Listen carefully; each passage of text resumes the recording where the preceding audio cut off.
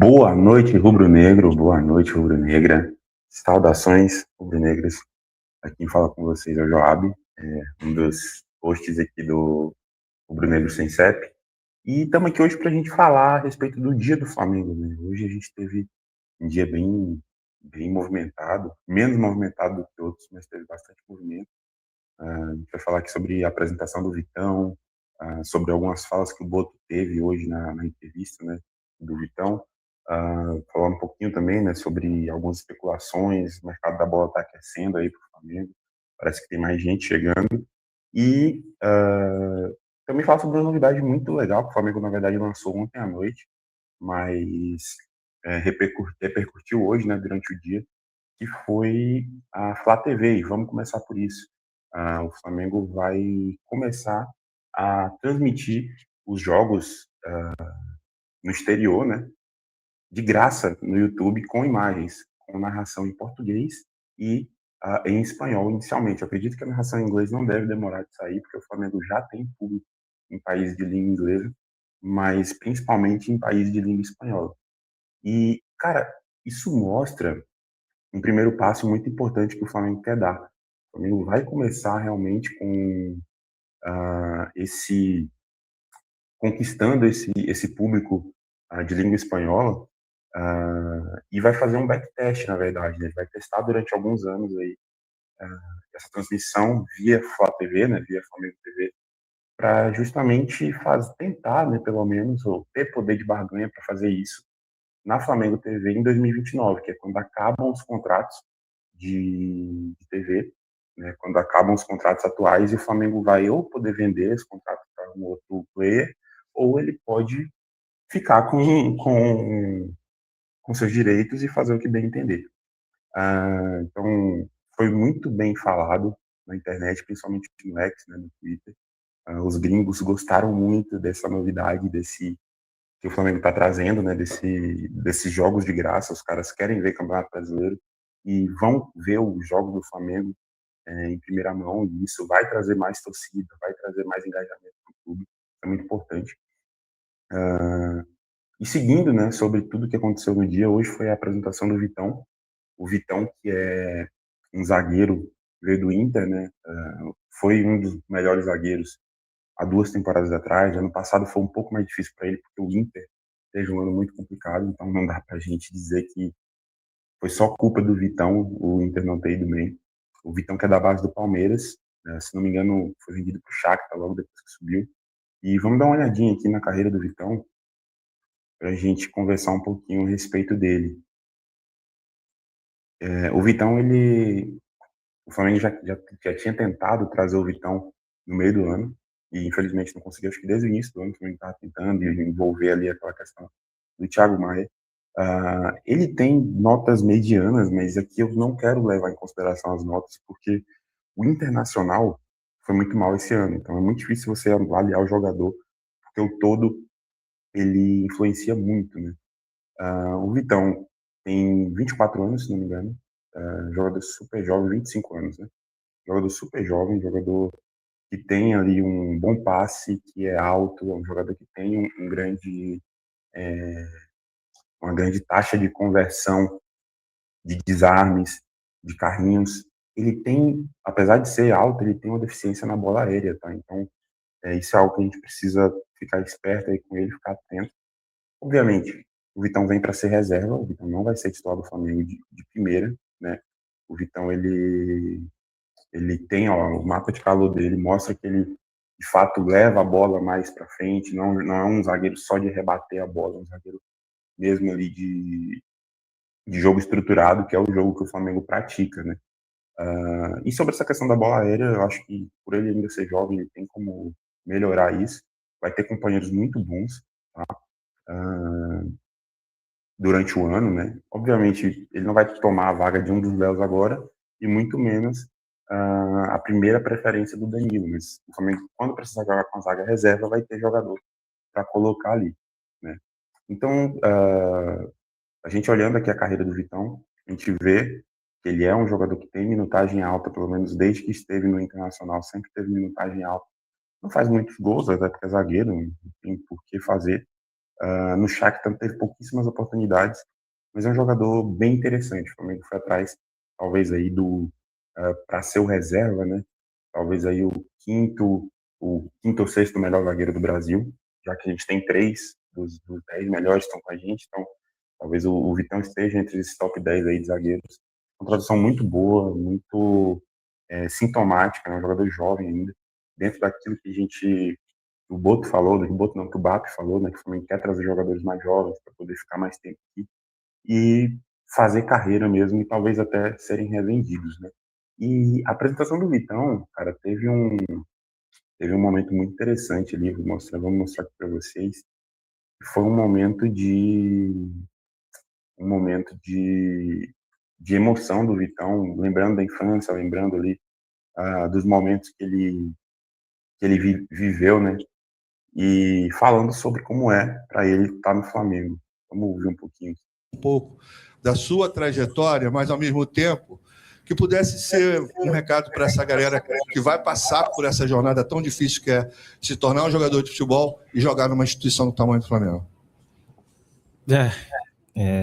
Eu saí do interior do Paraná, né, Jacarezinho, bem improvável, né, eu sair de lá e conquistar o que eu tô conquistando, né. Fico muito feliz, né. Quem diria que um jogador do interior do Paraná ia sair e rodar o mundo e hoje tá vestido a camisa do maior clube do Brasil e um dos maiores do mundo.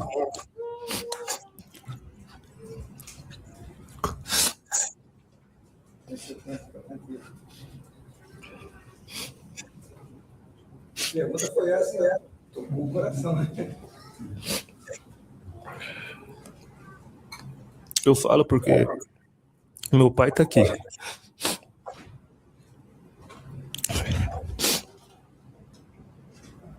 Meu pai trabalhava por conta, ele sabe tudo que a gente passou. E sou muito grato por tudo, nunca vou esquecer. E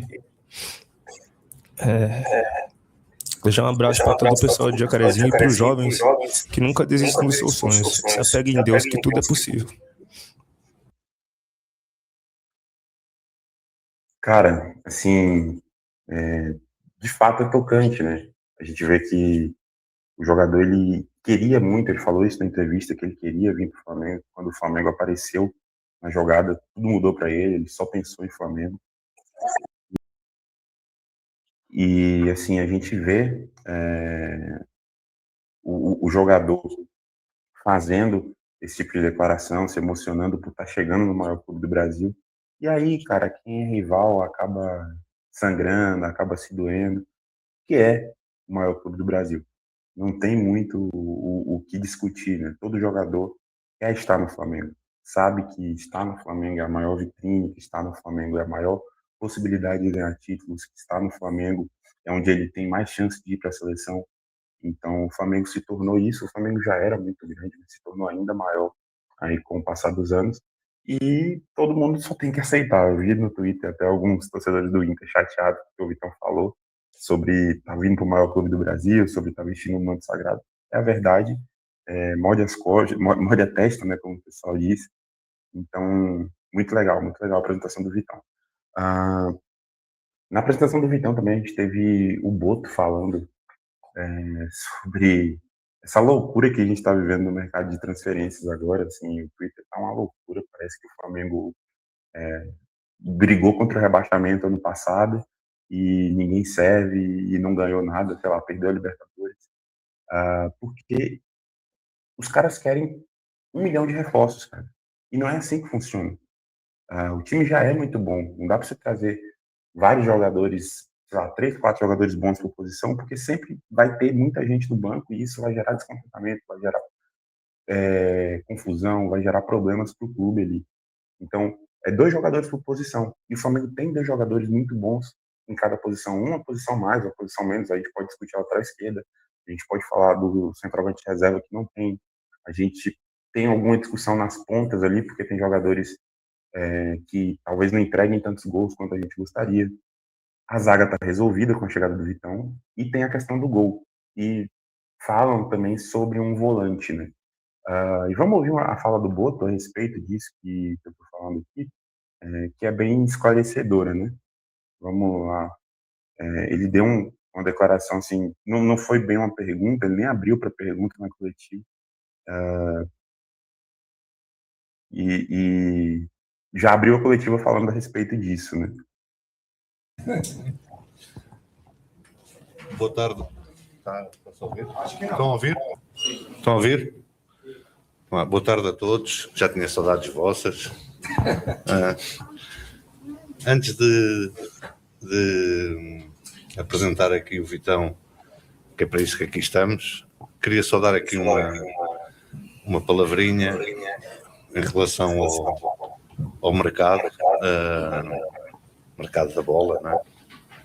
Que eu acho que se um extraterrestre chegasse aqui agora e olhasse para o que se escreve, para a quantidade de jogadores que se fala que vêm para o Flamengo, acharia que nós tínhamos ficado para aí em quinto lugar, tínhamos sido eliminados na Libertadores, e não foi nada disso que se passou. Há 30 dias, 40 dias atrás, nós ganhámos a Libertadores, fomos campeões do Brasileirão, portanto, é porque temos um elenco que nos dá essas possibilidades de ganhar esses títulos. Ontem ouvi a presidente do Palmeiras, e muito bem, falar que uma equipa que tinha mandado 3 bolas à trave, não é? Foi assim que ela falou. Queria dizer que não estava mal, e tem razão. Tinha chegado lá e que então precisava de uns ajustes. Agora imaginem o que precisa a equipa que meteu a bola lá dentro. Não é? Essa equipa não precisa de nenhuma revolução. Isto para vos dizer que nós temos 2 necessidades prementes, que era o zagueiro, que estamos aqui para o apresentar, e um goleiro. Essas são necessidades que nós temos mesmo que comatar já no início da temporada. E depois, claro, que nós estamos atentos ao mercado e queremos qualificar o elenco. Não queremos... o Presidente Babo tem uma analogia que costuma muito fazer e que eu gosto muito, que é: eu preciso de uns sapatos e vou ao shopping e compro um relógio, um casaco, uma camisa, e depois fico sem dinheiro para os sapatos, não é?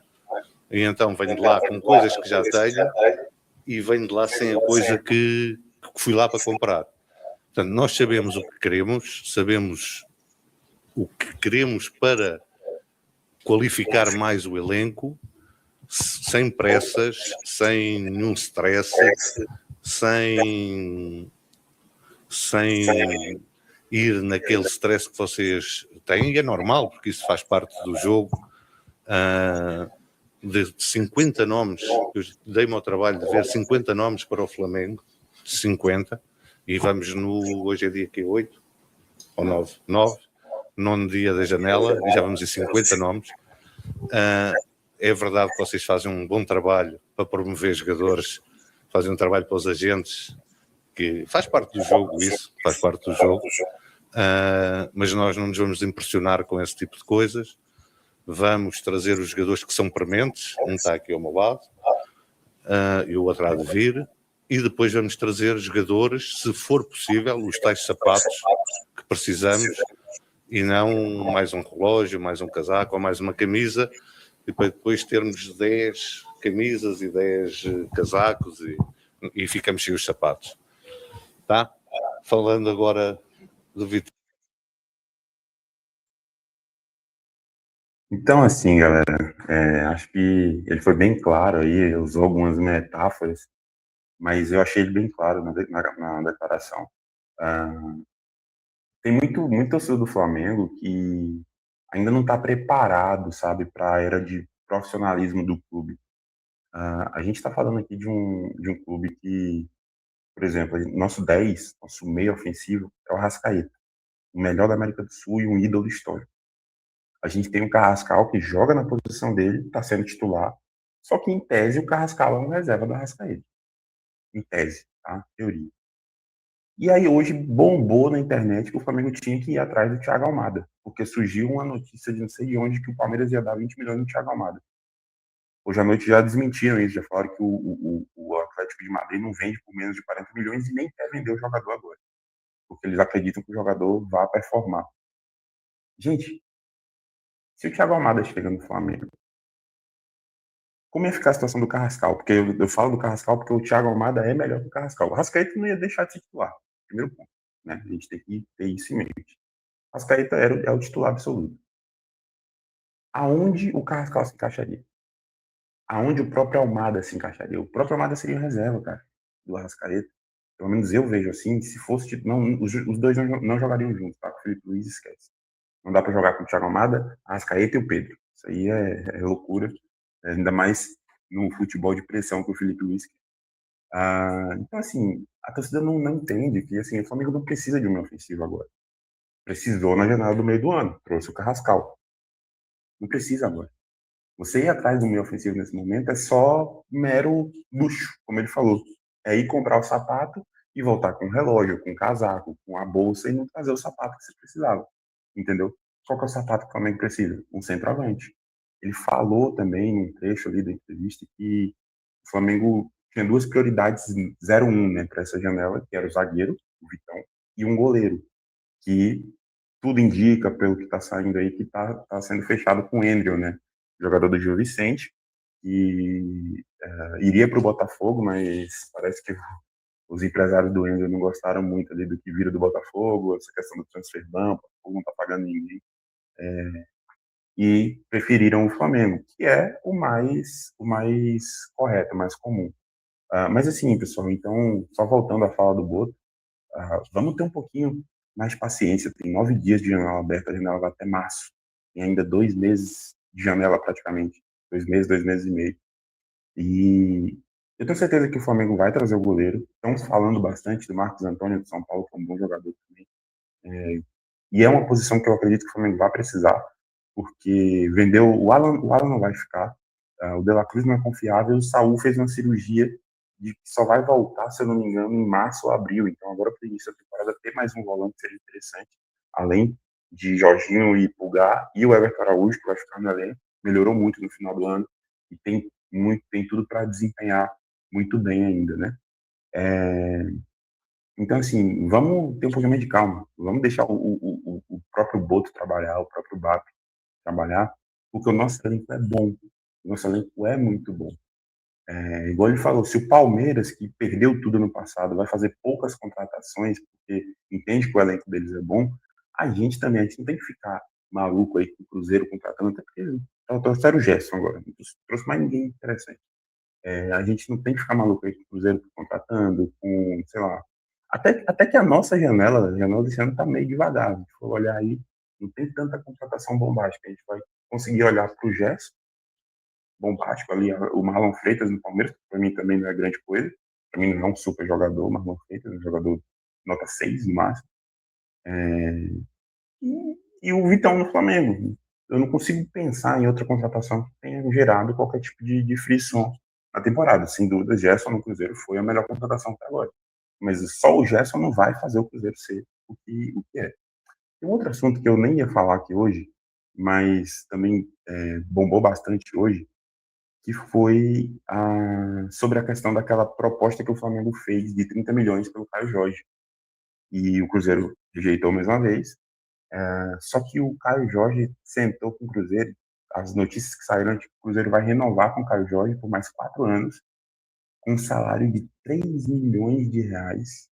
Não tem ninguém no Flamengo que ganha 3 milhões, só para você ter uma noção. Paga 3 milhões de reais e uma multa grande nesse primeiro ano, só que no ano que vem a multa vira, adivinha quanto? 30 milhões de reais. Ou seja, a Jorge vai vir para o Flamengo ano que vem. Se não vier esse ano, vem ano que vem. Se o Felipe estiver aqui, eu acredito que o Felipe vai querer. Mas, como a gente falou ontem no vídeo maior, depois você corre lá, dá uma olhadinha, a Jorge não vale 30 milhões. Hoje não vale. Se ele repetir a temporada de 25 em 26, aí sim, aí ele vai valer até mais. Pode ser que a gente nem consiga, porque pode vir um time de fora e dar 40, 45 milhões e levar ele, porque ele ainda vai ser novo, né, 25 anos. Então, assim, aquilo que o Fabrício Kika falou nos seus vídeos, né? O Flamengo, ele tá mesmo inflacionando o mercado, de certa forma, propositalmente, para poder fazer com que, em determinado momento, só o Flamengo vai conseguir pagar alguns salários aqui no Brasil, entende? Mas, de modo geral, acho que era isso que a gente tinha para falar aqui hoje. Falamos sobre o Andrew, que parece que está muito bem encaminhado, tá? Vou falar um pouquinho sobre o Marcos Antônio também, que parece que caminhou a negociação hoje. O jogador já está cogitando vir para o Flamengo, que ele não estava querendo, porque ia ser reserva, mas viu algumas coisas lá dentro do São Paulo e agora o jogador quer vir. E aí, nosso calcanhar de Aquiles até o momento é o centroavante. O Flamengo, eu entendo que tem que ir atrás do centroavante. Parece que internamente o Flamengo já considera deixar para contratar esse centroavante no meio do ano. Tudo bem, eu entendo você passar metade da temporada, mas, cara, eu acho muito risco, tá? Porque o Pedro, ele não é confiável fisicamente, e aí você ir para outra temporada colocando o Bruno Henrique, centroavante improvisado, eu acho muito arriscado. Mas é isso, espero que você tenha tido um ótimo dia, um bom final de semana para você. Tá saindo vídeo toda hora aí no canal, então dá uma olhada aí nos vídeos que a gente já colocou, os cortes do podcast de ontem. Deixa teu like, se inscreva no canal, compartilha com os amigos, ajuda a gente está crescendo aí, a gente quer muito poder trazer conteúdo do Flamengo sempre para vocês. E é isso, saudações rubro-negras e até a próxima.